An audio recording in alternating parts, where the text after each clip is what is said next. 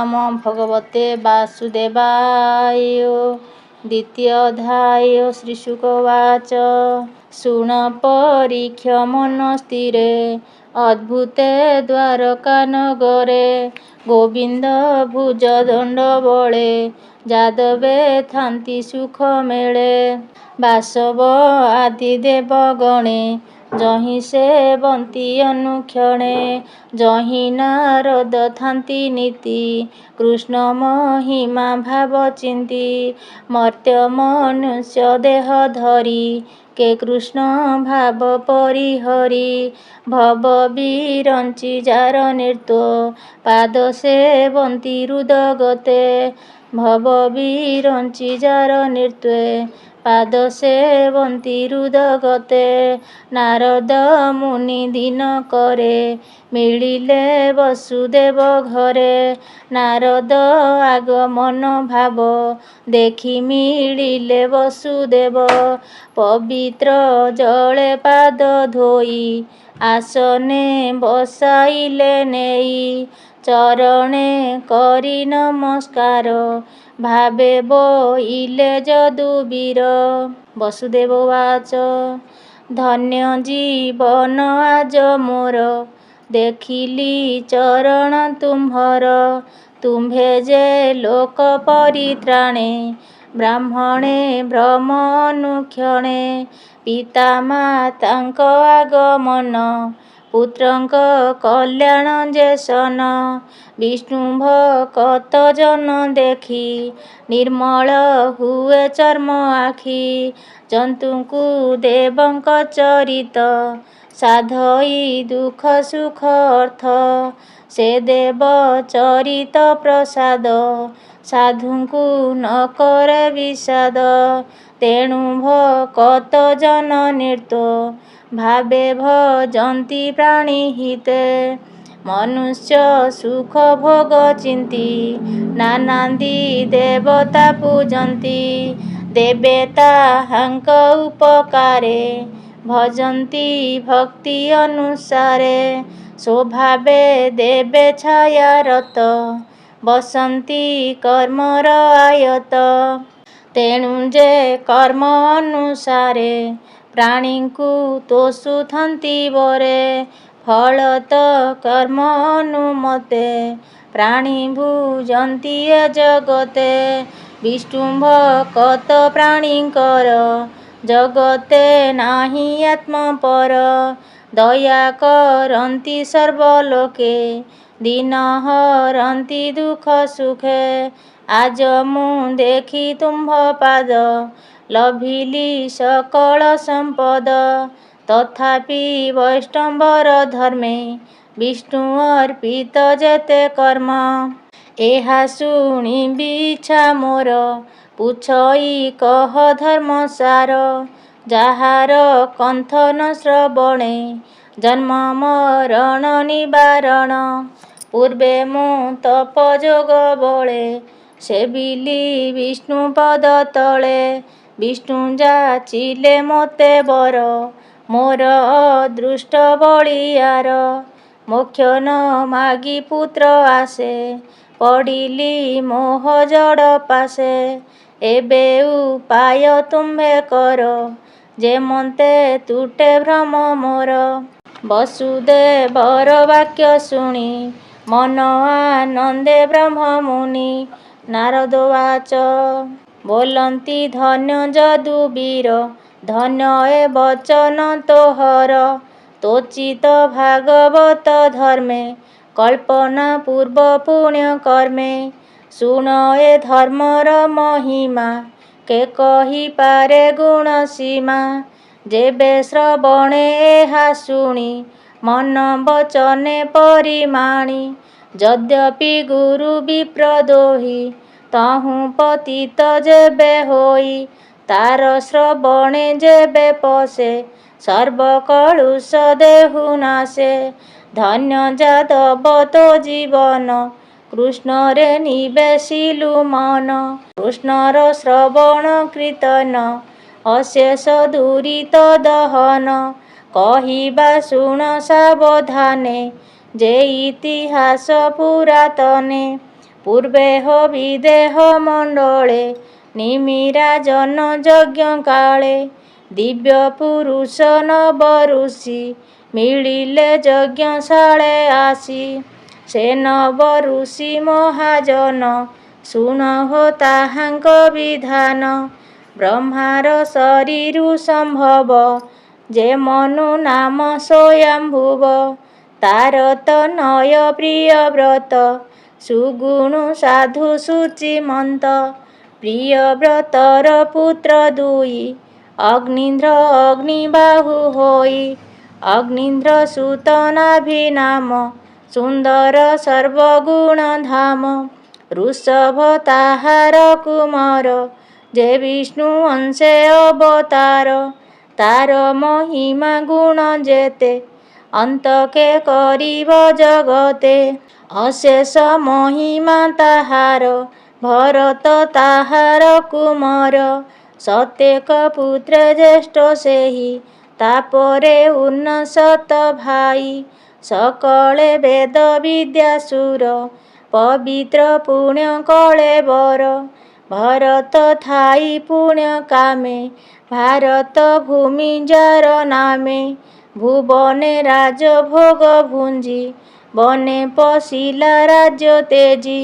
ତପେ ତୋଷିଲେ ଭାବଗ୍ରାହୀ ଜାତି ସ୍ମର ଯେ ଜାତ ହୋଇ। ଏମନ୍ତେ ତିନି ଜନ୍ମ ଅନ୍ତେ ପଶିଲା କୃଷ୍ଣ ପାଦ ଗତେ। ଅଶେଷ ଦୁଃଖ ନାଶ ଗଲା ଜନ୍ମ ମରଣ ପାଶୋରିଲା। ଆଉ ଯେ ଉନ୍ନସତ ଭାଇ ତାଙ୍କ ମହିମା ଶୁଣ ତୁହି। ତାହାଙ୍କ ମଧ୍ୟେ ନବସୁତ ସାଧୁ ସୁଗୁଣ ସୂଚିମନ୍ତ। ହୋଇଲେ ନବଦ୍ୱୀପେ ରାଜା ସୁଖେ ପାଳିଲେ ଜନ ପ୍ରଜା। ଏକ ଅଧିକ ଅଶୀ ସୁତେ ବେଦ ଅଭ୍ୟାସ ଦୃଢ଼ ଚିତେ। ତପେ ଆରାଧି ନାରାୟଣ ଜଗତେ ହୋଇଲେ ବ୍ରାହ୍ମଣ। ଶେଷେ ଯେ ନବସୁତ ଥିଲେ ନିର୍ଗୁଣ ଯେ ବା ଅଭ୍ୟାସିଲେ। ସେ ଆତ୍ମଜ୍ଞାନୀ ସାଧୁ ଧୀର ଜଟା ବିଭୂତି ଦିଗମ୍ବର। ମିତ୍ର ଐରୀ ପକ୍ଷ ସମ ଶୁଣ ହୋ ତାହାଙ୍କର ନାମ। ସେ କବି ହବି ଅନ୍ତରୀକ୍ଷ ଏ ତିନି ଜ୍ଞାନୀ ଧ୍ୟାନେ ଦକ୍ଷ। ପ୍ରବୁଦ୍ଧ ସୁପପଳାୟନ ଷଷ୍ଠରେ ଅବିହୋତ୍ର ନାମ। ଦ୍ରାବିଡ଼ ତମସ ଏ ଦୁଇ କର ଭାଜନ ନବ ଭାଇ। ତାହାଙ୍କ ମନ କୃଷ୍ଣ ଦେହେ କପଟେ ଥାନ୍ତି ଏକ ସ୍ନେହେ। ଦେଖନ୍ତି ସର୍ବଜୀବ ଦେହେ ଏକା ଗୋବିନ୍ଦ ଭିନ୍ନ ନୁହେଁ। ହୋଇଣ ଅବ୍ୟାହତ ଗତି ଏମନ୍ତେ ନବ ବିପ୍ରେ ଥାନ୍ତି। ସିଦ୍ଧ ଗନ୍ଧର୍ବ ସୁର ମେଳେ ଯକ୍ଷ ରାକ୍ଷସ ରସାତଳେ। ଏ ଆଦି ନାନା ଦେଶ ପୁରେ ଭ୍ରମନ୍ତି ନବ ସୋହଦରେ। ଶିବ ସୁରଭି ଲୋକେ ଥାନ୍ତି ବ୍ରାହ୍ମଣ ଭୁବନେ ପଶନ୍ତି। ଯଜ୍ଞଶାଳାକୁ ଆଗମନ କରନ୍ତେ ନବ ମୁନିଗଣ। ସମ୍ଭ୍ରମେ ତେଜିଣ ଆସନ ଉଭା ହୋଇଲେ ଯଜମାନ। ଦେଖିଲା ଦିବ୍ୟ ତେଜମୟ ଦେଖିଲା ଦିବ୍ୟ ତେଜମୟେ। ରବି ଶଶାଙ୍କ ସମ ନୋହେ ଅଗ୍ନି ଯେ କୁଣ୍ଡ ମଧ୍ୟେ ଥିଲା। ବିପ୍ରଙ୍କ ସଙ୍ଗତେ ଉଠିଲା ଆନନ୍ଦ ମନେ ନୃପବର। ପଡ଼ିଲା ମୁନିଙ୍କ ପୟର ପ୍ରଣାମ କରି ତାଙ୍କ ପାଦେ। ଆସନେ ବସାଇ ଆନନ୍ଦେ ନିମିରୁବାଚ କର ଯୁଗଳ ଶିରେ ଦେଇ। ବୋଲନ୍ତି ନିସ୍ତରିଲି ମୁହିଁ ତୁମ୍ଭ ଚରଣ ଯୁଗ ଦେଖି। ନିର୍ମଳ କଲିବେନି ଆଖି ତୁମ୍ଭେ ଯେ ନବ ବିପ୍ରବର। ନିଶ୍ଚେ କୃଷ୍ଣଙ୍କ ଅନୁଚର ସଂସାର ତୁମ୍ଭର ଭ୍ରମଣ। ଅଶେଷ ଜନ ପରିତ୍ରାଣ ଏ ଯେ ମନୁଷ୍ୟ କଳେବର ଦୁର୍ଲଭ କ୍ଷଣିକ ଭଙ୍ଗୁର। ତଥାପି ମନୀଷ ଶରୀରେ ଯେ ଭଜେ ଗୋବିନ୍ଦ ପୟରେ। ତାହାଙ୍କୁ ଭଜନ୍ତି ଯେ ପ୍ରାଣୀ ତରନ୍ତି ଭବ ତରଙ୍ଗିଣୀ। କ୍ଷଣ ନିମିଷେ ଲବେଲେ ସେ ଯେବେ ଯେ ସାଧୁ ଜନ ପାଶେ। ଚିତ୍ତେ ଚିନ୍ତଇ ବିଷ୍ଣୁ ଭାବ ତାହାକୁ ବୋଲି ନିଧି ଲାଭ। ସେ ଲାଭ ତୁମ୍ଭର ବଚନ ମୁଁ ଯେବେ ଶୁଣିବି ଭଜନ। ସେ ଧର୍ମ ଆଚରିଲେ ପ୍ରାଣୀ ନିଶ୍ଚେ ଲଭନ୍ତି ଚକ୍ରପାଣି। ସେ ହରି ତାଙ୍କ ବଶେ ଥାଇ ଏ ମାୟା ତାଙ୍କୁ ନ ଲାଗଇ। ଏମନ୍ତେ ନିମି ବାକ୍ୟ ଶୁଣି ବୋଲନ୍ତି ନବ ମହାମୁନି। ଶୁଣ ହୋ ରାଜା ଏକ ଚିତ୍ତେ ତାହା କହିବୁ ଭାଗବତେ। କବିରୁବାଚ କବି ବୋଲନ୍ତି ରାୟ ଶୁଣ ଯେ ଧର୍ମେ ଚିତ୍ତ ମୋ ନିର୍ଗୁଣ। ନାନା ପ୍ରକାରେ ହରିପାଦେ ଯାହାର ଚିତ୍ତ ଅପ୍ରମାଦେ। ଭଜଇ ଜାଣି ବିଷ୍ଣୁ ମାୟା ସେ ହରି କରେ ତାକୁ ଦୟା। ବିଷ୍ଣୁର ଅଭୟ ଚରଣ ମଙ୍ଗଳ କୁଶଳ କଲ୍ୟାଣ। ଅଶେଷ ଦୁଃଖ ନାଶ କରେ ନିର୍ଦ୍ଦୋଷେ ବିଷ୍ଣୁ ନାମ ଧରେ। ଦେହ ସମ୍ପଦ ଦ୍ୱାରା ସୁତ ଏଣେ ମୋହିତ ଯାର ଚିତ୍ତ। କାମ ସଂକଳ୍ପ ଦିନେ ଦିନେ ବଢ଼ଇ ବିଷୟ ଚିନ୍ତନେ। ମାୟାରେ ମନ ଅଗୋଚର ଭ୍ରମଇ ଅଶେଷ ସଂସାର। ବିଷ୍ଣୁର ଅଭୟ ଚରଣ ଅଶେଷ ମଙ୍ଗଳ କାରଣ। ହରିହରଣେ ସେବା ଅର୍ଥେ ଯେବା ଉପାୟ ବେଦ ପଥେ। ଭାବ ଅଭାବ ମନେ ଗୁଣି ମୂର୍ଖେ ତରନ୍ତି ତାହା ଶୁଣି। ଏ ଭାଗବତ ଧର୍ମେ ସାର ଏ ଧର୍ମ ଲଭ ଚକ୍ରଧର। ଏଣେ ଯେ ଚିନ୍ତେ କୃଷ୍ଣ ପାଦ ତାହାଙ୍କୁ ନ ପଡ଼େ ପ୍ରମାଦ। ହୃଦେ ଗୋବିନ୍ଦ ପାଦ ଧ୍ୟାଇ ନୟନ ବୁଜି ଯେବେ ଧାଇଁ। ପଥ ନ ଜାଣି ଯେବେ ହୁଡ଼େ ସେ ପ୍ରାଣୀ କେବେହେଁ ନ ପଡ଼େ। ବେଦ ବଚନ ଧର୍ମ ଶାସ୍ତ୍ର ଏବେନି ବିପ୍ରଙ୍କର ନେତ୍ର। ଏକ ନଥିଲେ କଣା ହୋଇ ଦୁଇ ଅଭାବେ ଅନ୍ଧ ସେହି।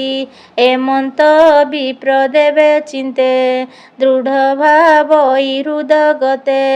ତାହାର ଅମଙ୍ଗଳ ନାହିଁ ସକଳ ପାପୁ ସେ ତରଇ। ଏ ଧର୍ମ ଭାଗବତ ମତ ଈଶ୍ୱର ବଚନ ନିର୍ମିତ। ଏହା ଯେ ନ କରନ୍ତି ପ୍ରାଣୀ ଧର୍ମ ସଂଶୟ ମନେ ଗୁଣି। ମନ ବଚନ ଦେହେ ଚିନ୍ତି ଯେ ଅନ୍ୟ ଧର୍ମ ଆଚରନ୍ତି।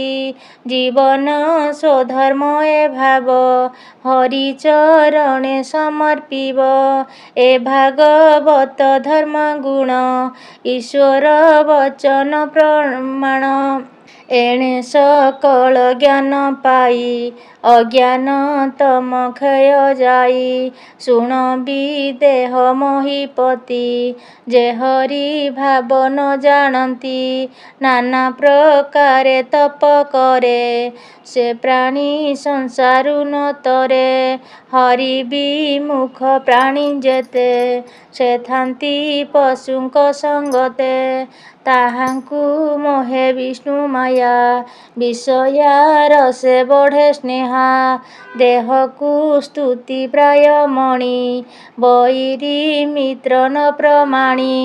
ভ্রময়ী শোক মোহ পথে অজ্ঞান ভ্রম বুদ্ধিগ্রস্তে তেণু সংসার মোহে পড়ি দুঃখ সংকটে থাନ୍ତି জড়ি যার মায়ার এতে গতি এ ভাব বুধ জনে চিন্তি কৃষ্ণ ভজନ୍ତି এক মনে ନିର୍ମଳ ଧର୍ମ ଆତ୍ମଜ୍ଞାନେ ମନେ ଭାବନ୍ତି ଜ୍ଞାନ ଲାଭେ ଦେଶନେ ଗୁରୁ ଶିଷ୍ୟ ଭାବେ ଜୀବ ଜ୍ଞାନ ଭାବ ଦେଖ ଦୁଃଖକୁ ମଣେ ମହାସୁଖ ଦେଶନେ ସ୍ୱପ୍ନ ମନୋରଥେ ভ্রময়ী নিদ্রারে আয়তে মণয়ী সত্য প্রায় তাহা নিদ্রাবোধনে সর্বমায়া এ মন কৃষ্ণ পাদে দেলে এ মায়া ন লাগই ভলে দুর্গম পথ এ ভজন ভয়ে ভজিলে যোগী জন ଏବେ କହିବା ଶୁଣ ରାୟ ଯେ ହରି ଭଜନ ଉପାୟ କୃଷ୍ଣର ଜନ୍ମ କର୍ମ ଯେତେ ନାନା ଚରିତ ଏ ଜଗତେ ଶ୍ରବଣେ ସ୍ମରଣେ ମଙ୍ଗଳ ତାରଇ ଭୁବନ ମଣ୍ଡଳ ସେ ନାମ ଭାବେ ଚିତ୍ତ ଜଡ଼ି ହୃଦୟରୁ ଲାଜ ଭୟ ଛାଡ଼ି ଉଚ୍ଚେ ଡାକିବ ନାମ ପୁଣ ଶୁଣିବ ସକଳ ଶ୍ରବଣ ଆନନ୍ଦେ ତୋଳିବେ ନିକର କଣ୍ଠ ଗର୍ଜନ ଉଚ୍ଚସ୍ୱର ଉନ୍ନତ ପ୍ରାୟ ନୃତ୍ୟ କରେ ଲୋକ ବେଭାରେ ପରିହରେ ଗଗନ ସମୀରଣ ଜ୍ୟୋତି ଯେ ଅବା ସକଳ ଧରିତ୍ରୀ ନଦୀ ସରିତ ତରୁଗଣ ପର୍ବତ ସ୍ଥାବର ଜଙ୍ଗମ ଏସବୁ କୃଷ୍ଣଙ୍କ ଶରୀର ଜନ୍ତୁଙ୍କ ବାହ୍ୟ ଅଭ୍ୟନ୍ତର ନିଶ୍ଚୟ ଜାଣି ଦୃଢ଼ ଚିତ୍ତେ ପ୍ରଣାମ କରୁଥିବ ନୃତ୍ୟେ ଅମୃତ ବିନୟ ବଚନ କହି ତୋ ଶିବ ପ୍ରାଣୀ ମନ ଏ ଭାବେ ଲୋଭେ କୃଷ୍ଣ ପାଦ ହସ୍ରଇ ବିଷୟ ବିଷାଦ ଏ ଭାବେ ପୂର୍ବ ତପ ଫଳେ ଜନ୍ମଇ ଭାରତ ମଣ୍ଡଳେ ନିର୍ମଳ ଜ୍ଞାନ ଭାବ ଯେତେ ଯେବେ ଚିନ୍ତଇ ହୃଦଗତେ ଦୁର୍ଲଭ କର୍ମ ଏ ବଚନ ଯେ କରେ ଶ୍ରବଣ କୀର୍ତ୍ତନ ଅନେକ ଜନ୍ମେ ଏହା ସାଧି ନିଗମ ବାକ୍ୟ ଏ ପ୍ରସିଦ୍ଧି ଶୁଣ ହେ ରାଜା ମନ ଦେଇ ଉତ୍ତମ ଶିଷ୍ୟ ଏହା କହି ଭକତି ଯୋଗେ ପ୍ରାଣୀଙ୍କର ଶ୍ରବଣ କୀର୍ତ୍ତନ ଗୋଚର ଏଣେ ହୋ ତତ୍ତ୍ୱଜ୍ଞାନ ସ୍ମରେ ବିଷୟ ରସନ ସୁମରେ ବଢ଼ଇ ଦିନେ ଦିନେ ଜ୍ଞାନ ଜନ୍ତୁଙ୍କ ଭୋଜନ ଯେସନ ଅନ୍ନ ଭୋଜନେ ପ୍ରତିଗ୍ରାସ ହୃଦାପି ସାଚା ହୁଏ ନାଶ ଅନ୍ନ ଭୋଜନେ ପ୍ରତିଗ୍ରାସ ହୃଦାପି ପାଶା ହୁଏ ନାଶ ସନ୍ତୋଷେ ତୁଷ୍ଟି ସୃଷ୍ଟି ଲୋଭେ ନିଦ୍ରା ଆନନ୍ଦେ ସୁଖ ଲୋଭେ କୃଷ୍ଣ ଭଜନେ ଏହି ମତେ ଜ୍ଞାନୀ ସାଧନ୍ତି ଏ ଜଗତେ ଜନ୍ମଇ ବିଷୟ ବୈରାଗ୍ୟ ମାୟା ଜଡ଼ିତ ସୁଖ ତ୍ୟାଗ ଅଜ୍ଞାନ ହରେ ଦିବ୍ୟ ଜ୍ଞାନେ ଏ ଅନୁଭବ ଅଭ୍ୟାସଣେ ଆନନ୍ଦ ରସ ପାଇ ନୀତି ଚିତ୍ତେ ପ୍ରବେଶ ହୁଏ ଶାନ୍ତି ଶାନ୍ତି ଭଜଇ ସୁଖ ଭରେ ତୃତୀୟ ତାପରୁ ନିସ୍ତରେ ଏମନ୍ତେ କବିର ବଚନ ଶୁଣିବି ଦେହ ତୋଷ ମନ ସୁକେ ସଂକଳ୍ପେ କୃତ କୃତ୍ୟ କହଇ ବିପ୍ର ଜଗନ୍ନାଥ। ଇତି ଶ୍ରୀମଦ୍ଭାଗବତେ ମହାପୁରାଣେ ପାରମହଂସ ସଂହିତାୟ 82 ଏକାଦଶ ସ୍କନ୍ଧେ ନିମିନବ ବିପ୍ର ସମ୍ପଦେ ନାମ ଦ୍ୱିତୀୟୋଧ୍ୟାୟ। ଓಂ ନମୋ ଭଗବତେ ବାସୁଦେବାୟ।